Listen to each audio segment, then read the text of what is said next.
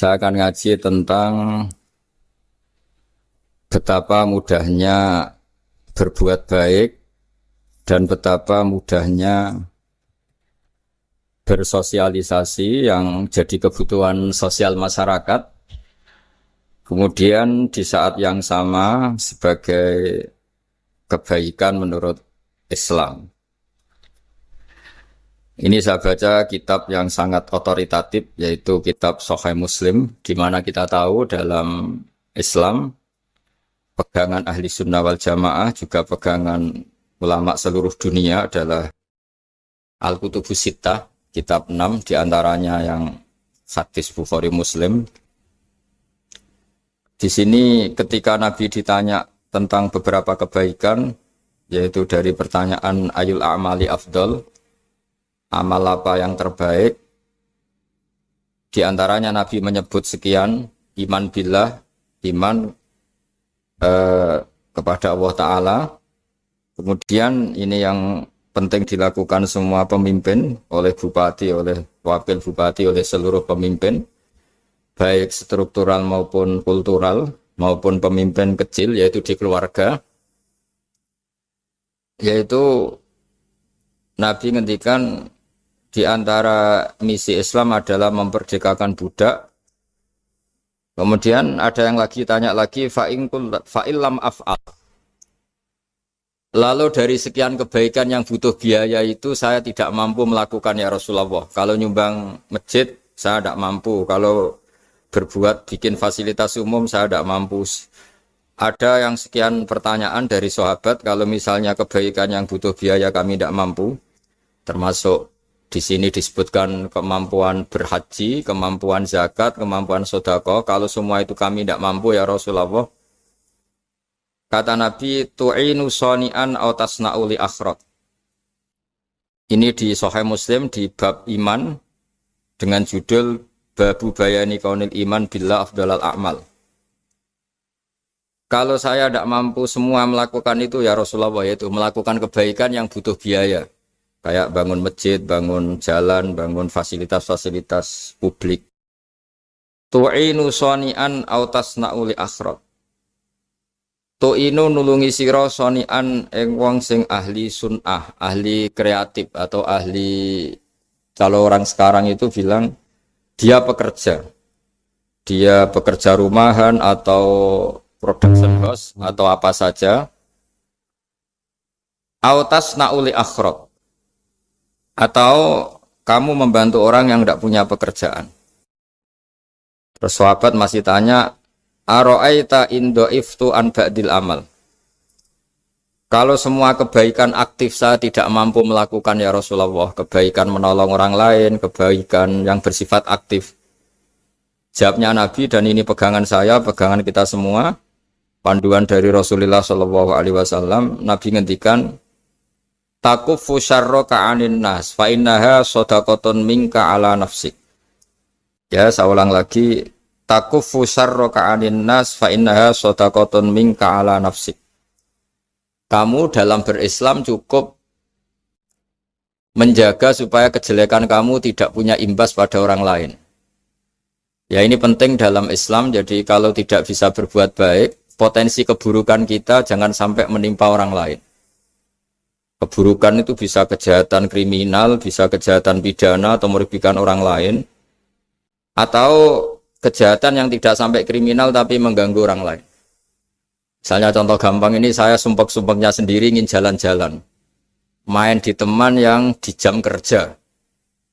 Ini kan sumpek-sumpeknya saya sendiri ingin hiburan, terus wisata atau dolan ke teman yang sebetulnya saat itu dia mungkin ngaji atau kerja atau harus memenuhi kewajiban cari nafkah.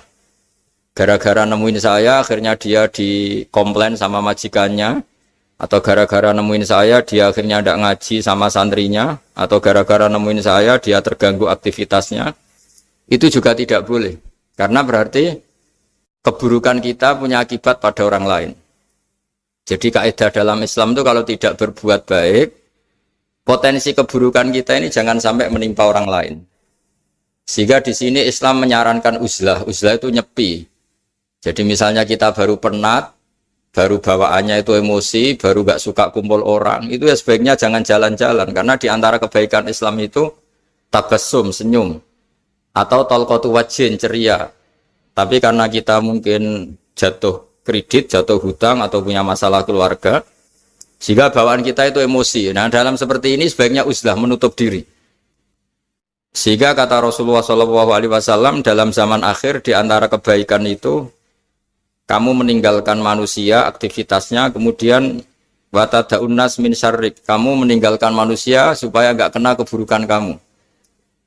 Jadi ada momen, ada saat di mana kita mungkin kalau ketemu orang itu bawaannya ingin sengak, ingin ngomong yang enggak enak, atau kita baru penat, itu sebaiknya uzlah saja, mengurung diri di kamar atau isolasi sendiri, karena bawaannya baru emosi.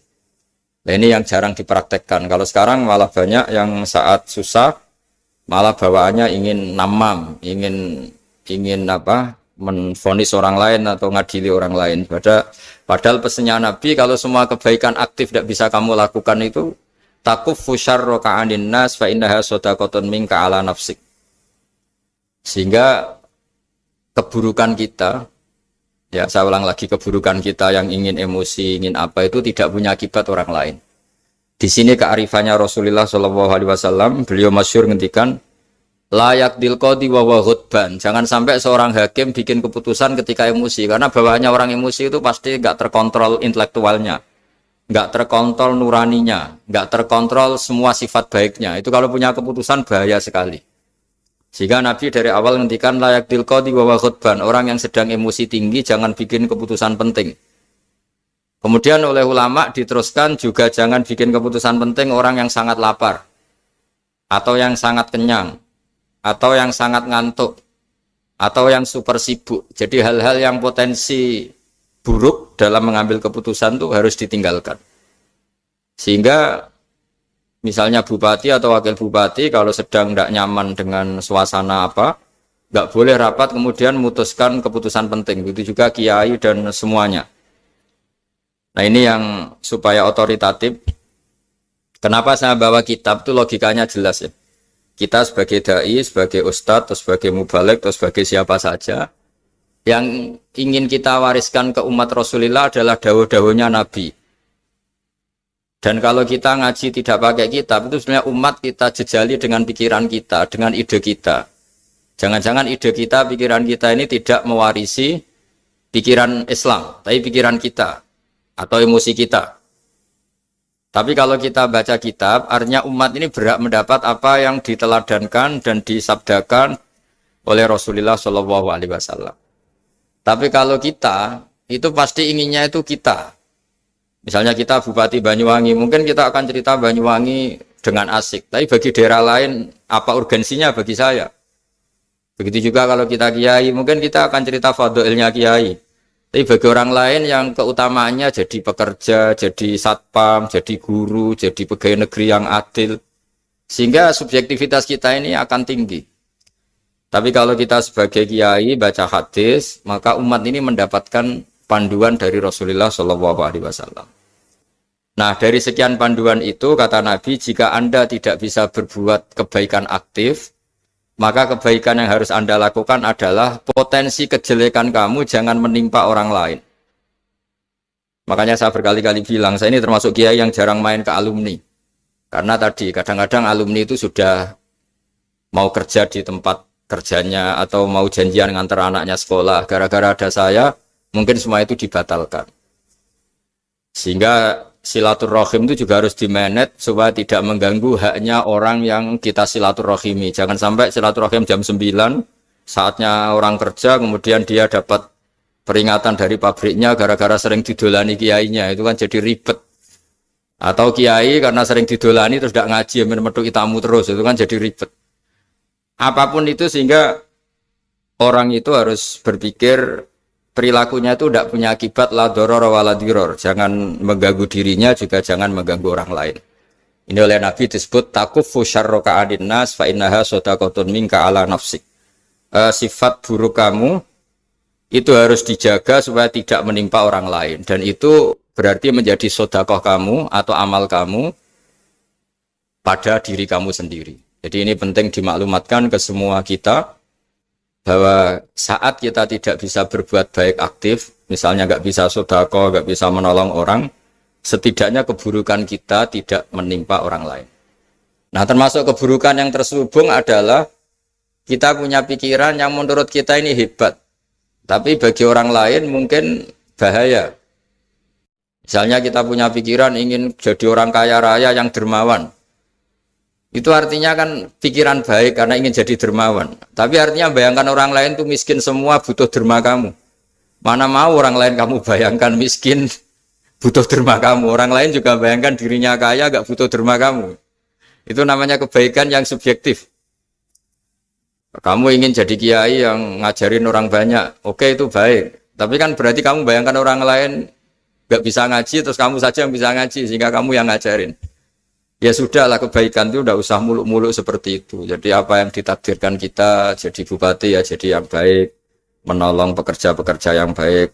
Saya kemarin diceritain banyak oleh Mas Anas aktivitas Pemda Banyuwangi yang menolong banyak orang, juga masyarakat juga saling menolong dan seterusnya dan terusnya. Jadi ini jelas maksud saya supaya bupati dan semuanya pemimpin melakukan kebaikan itu berdasar panduan dari Rasulullah SAW, di mana di antara aturan yang dianjurkan beliau adalah aktivitas kita sebagai manusia adalah tu'inu soni'an au tasna'uli akhraq. Ya, saya ulang lagi, saya ulang teks hadisnya secara lengkap supaya dapat berkahnya Rasulullah SAW.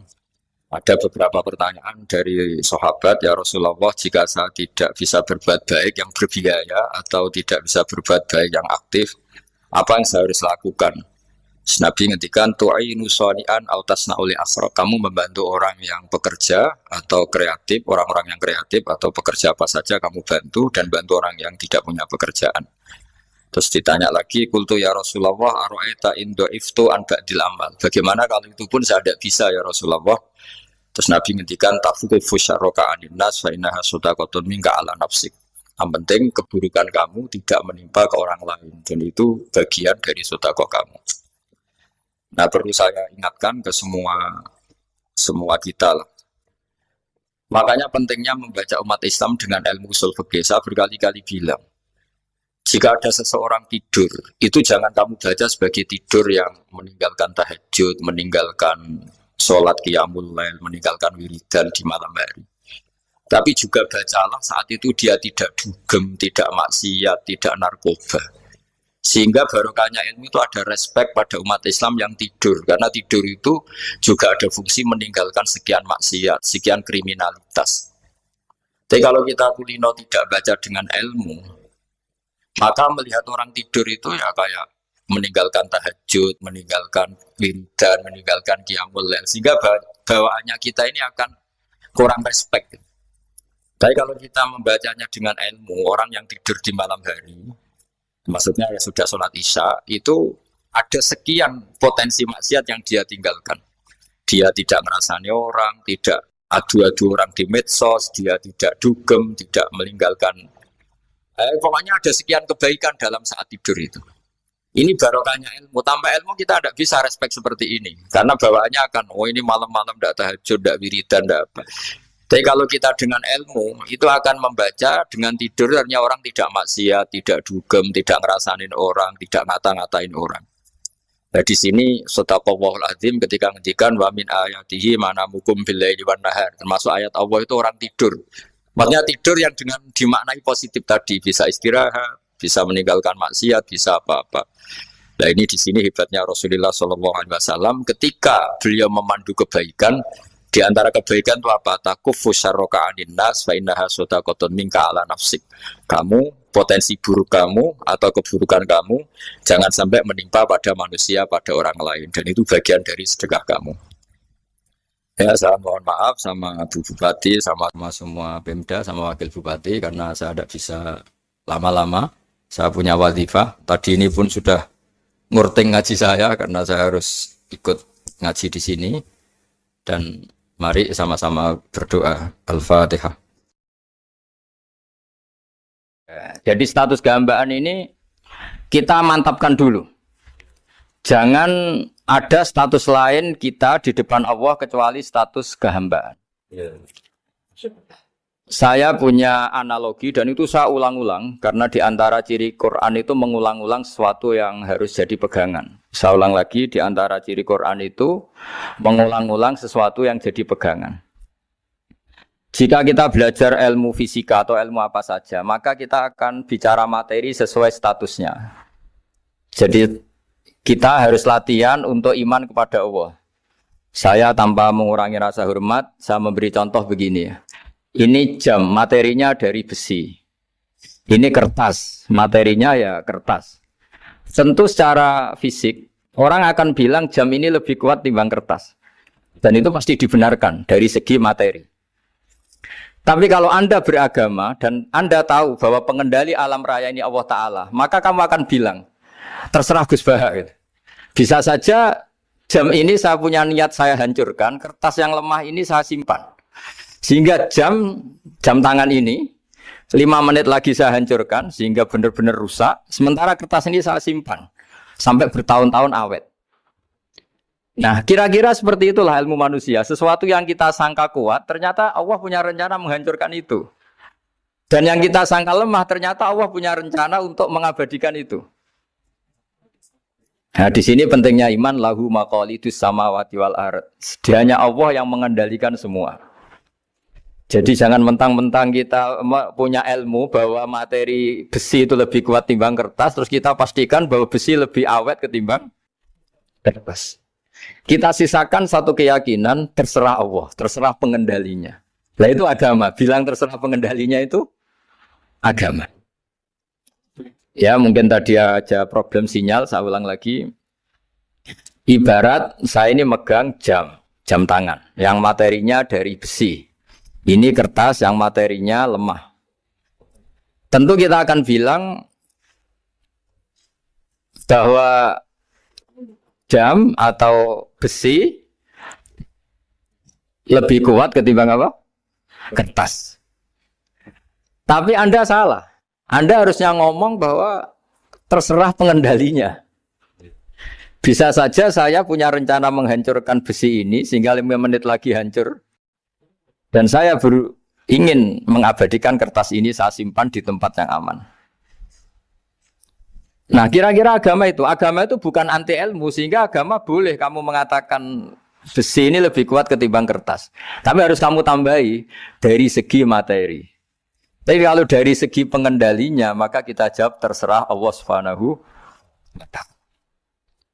Nah ini di sini pentingnya beragama. Jadi meskipun Mars tuh kayak apa kuatnya, bumi, gunung kayak apa kuatnya. Ternyata gunung yang kita kira kuat, ternyata nyimpan magma yang potensi meledak. Yang gunung kecil, yang kelihatan dari pasir kecil yang tidak berdaya, ternyata nggak nyimpan magma, jadi nggak direncanakan untuk diledakkan. Itu, nah agama itu seperti itu, yang disebut di surat Yasin misalnya Allah itu siapa? Biyadihi malakutu kulli, yang dalam kendalinya itu semuanya di alam raya ini.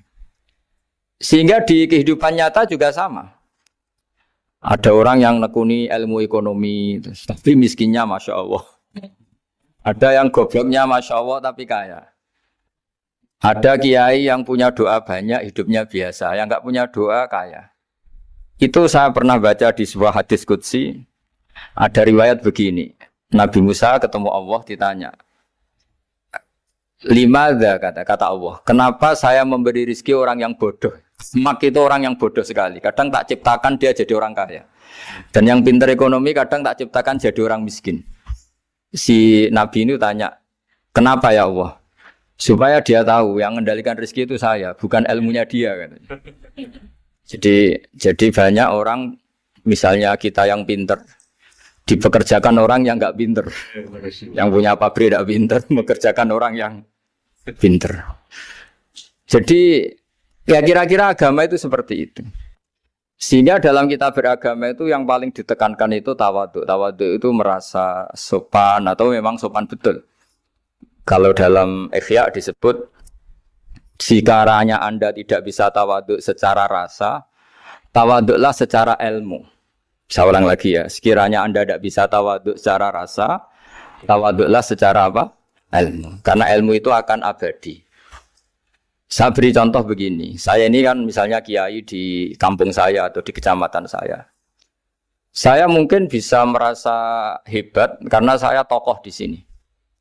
Tapi pastikan sebelum ada saya yang bernama Baha ini, agama sudah jalan. Dan di daerah lain yang nggak kenal saya juga agama sudah jalan. Betapa tidak pentingnya saya di kawasan-kawasan yang nggak butuh saya atau di era yang sebelum ada saya. Nah dengan ilmu seperti itu orang pasti tawaduk karena dia tahu daerah yang nggak ada saya ternyata ya ada masjid, ada agama. Periode yang sebelum ada saya juga agama jalan. Sehingga kita tidak kumo luhur, wah kalau nggak ada saya agama nggak jalan. Zaman Wali Songo tidak ada saya agama ya jalan. Ekonomi juga gitu. Kalau Anda pakar ekonomi yang mensejahterakan rakyat, cara tawaduk itu kalau nggak bisa dengan rasa, dengan ilmu. Sebelum ada kamu banyak orang kaya, banyak orang yang nggak kenal kamu juga kaya. Banyak periode yang saat itu udah ada Anda juga kaya. Berarti Anda ini tidak siapa-siapa. Makanya saya pernah didatangin seorang profesor. Ini kisah nyata. Gus, sebetulnya saya dengan bapak saya itu pinter mana. Bapak saya itu tidak tamat SD. Tapi saya bisa profesor. Saya ini profesor. Anak saya naik kelas saja sudah senangnya bukan main. Setidaknya ini orang bodoh bisa menciptakan orang pinter. Yang orang pinter kesulitan menciptakan orang pinter lagi. Nah, kalau kita tidak bisa tawaduk secara rasa, tawaduklah secara ilmu. Ikhlas juga gitu, saya sering ngajarkan ikhlas di beberapa kesempatan ngaji. Kalau Anda tidak bisa ikhlas secara rasa, ikhlaslah secara ilmu, pasti bisa, bukan mungkin bisa, pasti bisa. Secara ilmu, makanya di Quran disebut fa'lam annahu la ilaha illallah. Ilmu, fa'lam itu dari kata ilmu. Saya beri contoh, saya mulai kecil sampai sekarang saya sekitar umur 50 tahun. Mulai kecil sampai sekarang itu ya bilang kalau kertas ini putih. Itu ya ada yang gaji, ada yang bayar. Tapi saya selalu bilang kertas ini putih. Yang hitam ya saya katakan hitam, yang merah saya katakan merah. Kenapa? Karena itu fakta. Saya ulang lagi, karena itu fakta. Sehingga saya untuk mengatakan putih tidak perlu ada yang bayar. Sehingga ketika kita latihan sholat, latihan ibadah, dan mengakui Allah itu sebagai Tuhan kita akan malu. Loh, faktanya Allah itu kan Tuhan. Mau mengatakan fakta kok minta upah ini gimana? Kita mengatakan Allah Tuhan itu sama dengan mengatakan kertas ini putih. Sama-sama itu fakta. Sama seperti saya mengatakan Pak Jokowi itu presiden kami. Itu kan fakta. Masa nunggu kalau dikasih BLT katakan presiden. Kalau enggak ya enggak. Itu kan ribet jadi. Pak Manut misalnya rektor UGM. Mbok saya enggak digaji di sana atau enggak kerja di sana bilang kalau beliau itu rektor. Pak Ganjar gubernur Jawa Tengah. Mbak saya dikenal apa enggak ya beliau tetap gubernur. Lama sekali kita mengatakan fakta itu ikhlas. Ikhlas itu artinya enggak minta apa-apa. Karena kita ingin ngomong sesuai fakta. Nah Allah Tuhan itu fakta. Gitu. Nah kenapa untuk mengatakan Allah Tuhan nunggu? Dah saya ini Tuhan kamu. Ya nunggu dulu Gusti kalau engkau masukkan kami ke surga. Engkau Tuhan. Kalau enggak ya enggak jadi. Itu enggak bisa seperti itu. Ya Allah tetap Tuhan. Nah kalau Anda tidak bisa ikhlas secara rasa, ikhlaslah secara ilmu. Ilmu ya tadi kita akan selalu bilang yang putih, putih, yang hitam, hitam. Makanya ini pentingnya ilmu. Tawaduk juga gitu. Kalau Anda ditakdir orang yang GR, yang gede rumongso, ditakdir orang yang kumo luhur, secara rasa bisa dilawan secara ilmu. Ada periode di mana sebelum ada kita yang kaya ya banyak, yang dapat hidayat ya banyak, yang terpelajar ya banyak. Ada daerah yang nggak kenal kita, nyatanya pendidikan di situ jalan, sistem sosial baik. Betapa tidak pentingnya kita. Nah ini nanti memaksa kita atau melatih kita untuk tawaduk. Nah dari hikmah ilmu itu kemudian kita minta maaf sama orang lain itu mudah. Karena kita sadar bahwa adanya kita ini problem.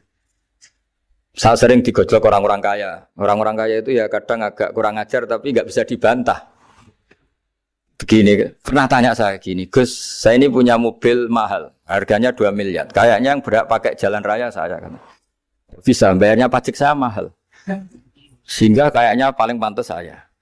Yang naik ontel itu kan nggak bayar pajak. Harusnya nggak boleh pakai jalan gitu. Terus saya bilang, mbah-mbahnya yang naik ontel itu pejuang, bapak kamu enggak. Kamu enggak warisnya. Artinya, ada teori dalam kitab hikam itu kitab tasawuf dalam pesantren. Itu kebaikan saja di soal. Misalnya begini, kita ini bangga sebagai urip yang tertib, hidup yang tertib di kantor, di tempat-tempat pekerjaan. Tapi kalau itu semua terjadi, kalau ada kecelakaan di jalan itu nggak ada yang nolong langsung. SAR paling efektif, tim penolong paling efektif ya orang-orang nganggur itu.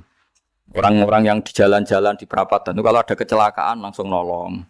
Itu nanti ambulan itu yang kedua, ketiga, yang nolong pertama ya orang-orang yang nganggur-nganggur di jalan itu.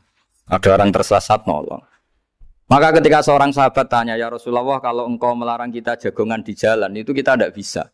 Tapi kata Nabi, ya silahkan saja, tapi adu hak torik, kamu di jalan itu datangkan. Apa itu? Ya kamu bisa amar ma'ruf nahi mungkar. Coba kalau di terminal, di tempat publik banyak orang yang soleh, itu nanti copet ya sungkan. Yang mau jambret ya sungkan, karena yang di situ orang-orang soleh. Nanti yang enggak sholat juga sungkan, karena yang di situ banyak yang sholat. Jadi kenyamanan orang pergi jauh di tempat-tempat sepi itu ya barokahnya orang-orang nganggur terus ngaji, wah nengkono masih rame, ada orang yang di perapatan, di pertigaan. Bayangkan kalau ini orang-orang soleh, pasti itu nyaman. Karena wilayah publik dihuni orang-orang yang soleh. Tapi orang pasti bilang itu nggak tertib. Kita inginnya hidup ya tertib di kantor atau yang suka di masjid, di masjid. Tapi kalau itu terjadi, itu nggak ada tim SAR gratis yang setiap saat kalau ada orang kecelakaan nolong. Makanya dalam makalah hikam itu paling masyhur diantaranya itu manusia itu siapa? Manusia itu mangkanat mahasinuhu masawiyah, fakih falatakun masawihi masawiyah. Manusia itu orang yang saat baik saja ada salahnya, apalagi masalah. Jadi kalau kamu punya toko lagi laris dan saat laris itu Anda ngerumat keluarga Anda melakukan kebaikan pada keluarga Anda, pasti ada toko lain yang termahjubkan, yang tersingkirkan. Makanya saya pernah diskusi sama kiai besar, guyonan sama saya. Kita kalau kiai besar sebaiknya kalau diundang di musala kecil datang apa enggak? Kata kiai yang satu, jangan datang Gus, itu jatahnya kiai kecil. Terus kata yang satu, datang Gus sebagai bukti tawaduk bahwa kita kiai besar pun mau diundang yang kecil. Akhirnya kita ini ya kadang datang kadang enggak, karena kadang kita enggak datang supaya jatah rezeki kiai kecil enggak terambil. Kadang ya mau datang supaya dikira tawaduk.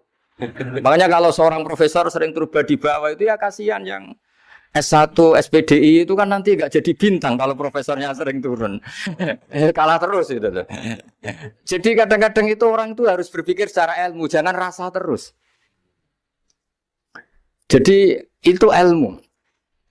Jadi semua yang kebaikan yang kita lakukan itu secara ilmiah bisa diperdebatkan.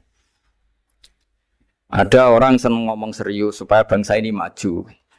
Tapi bapak saya itu pesan saya, kamu kalau ngiyai itu jangan sering ngomong serius kan. Masyarakat sudah capek mikir utang, mikir keluarga. Jadi itu sowan kiai dijak ngomong serius lagi nanti capek kan. Sehingga kiai dulu itu kalau ketemu orang ya guyon terus. Karena tahu masyarakat sudah capek. Sudah banyak yang takut tanggal kredit gitu.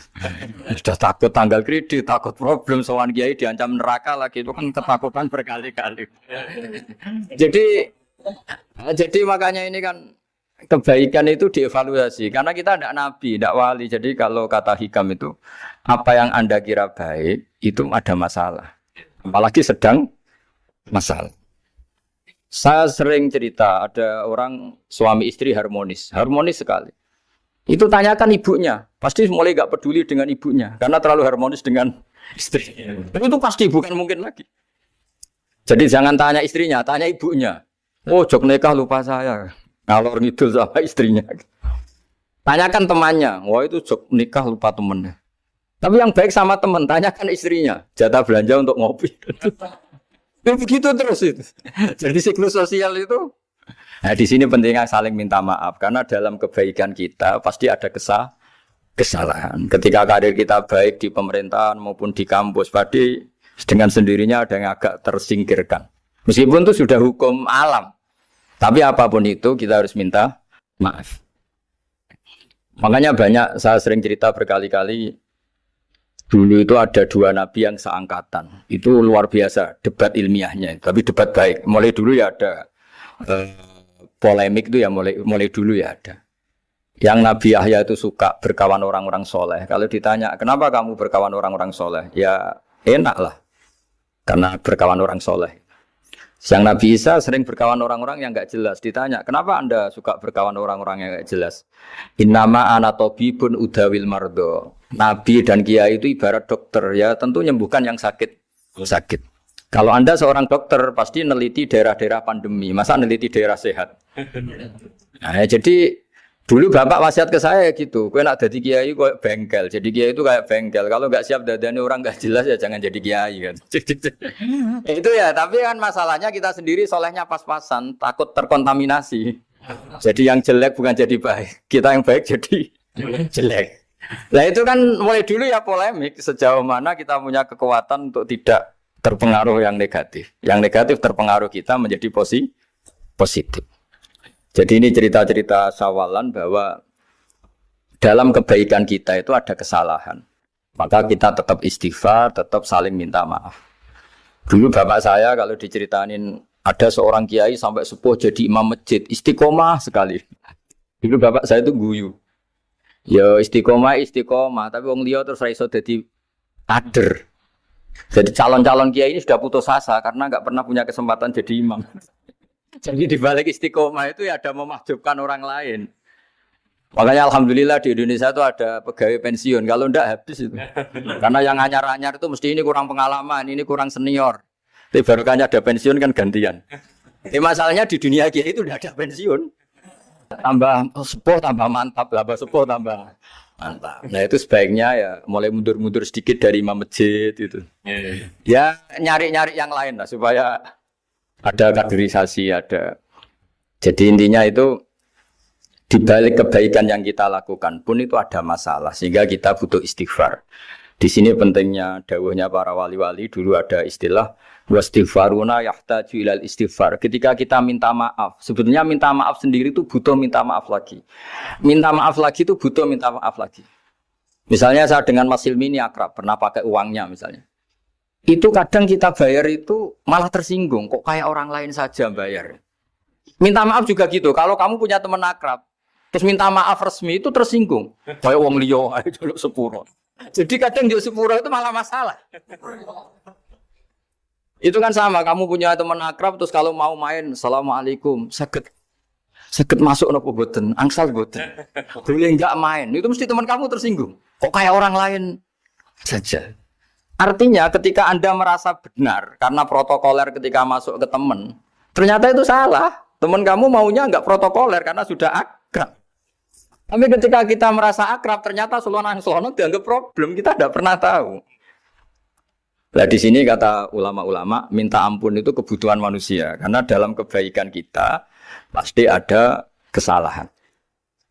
Makanya disebut, wastighfaruna yahtaju ilal istighfar. Kita selalu diajari, Rabbana dzolamna anfusana. Ya Allah, kita ini selalu mendolimi diri kita sendiri. Jadi saat kita baik pun, ada unsur kesalahan. Yaitu tadi, kalau Anda jadi orang pasti ada yang termahjubkan. Kalau Anda kiai besar atau profesor atau pejabat turun ke bawah. Ya kalau gubernur turun terus ya bupati gak jadi bintang. Kalau saya kiai besar misalnya turun terus ya kiai kampung itu ya kasihan. Saya pernah diundang Manakipan tidak datang itu kiai kecil bilang matur nuwun Gus gak teko. Aduh iwake gak untuk saya katanya. Barokahnya saya ada. Itu lucu ya matur nuwun betul. Matur nuwun Gus jenengan gak dugi jadi. Akhirnya jatah besarnya untuk saya. Nah, tapi yang punya rumah komplain. Gus udah ngeratau teko PP aku wong cilik. Nah, ini saya harus mendahulukan versi Soibul Bait yang punya rumah apa versi kiai yang termahjubkan. Artinya pilihan apapun saya harus istighfar karena ada saja unsur salahnya. Ya makanya ini kan makanya ya saya minta UGM juga saya sering undang saya terus nanti dikira karena kampus besar Gus Bak mau juga keliru lagi. Kalau 1-2 kali mungkin boleh, kalau keseringan ya nggak boleh. Nanti itu dikira saya maunya hanya sama kampus besar, padahal saya sama RT ya sering datang juga. Nah ini yang terakhir saya bacakan teks otoritatif sebagaimana janji saya. Kata Rasulullah SAW di sebuah hadis.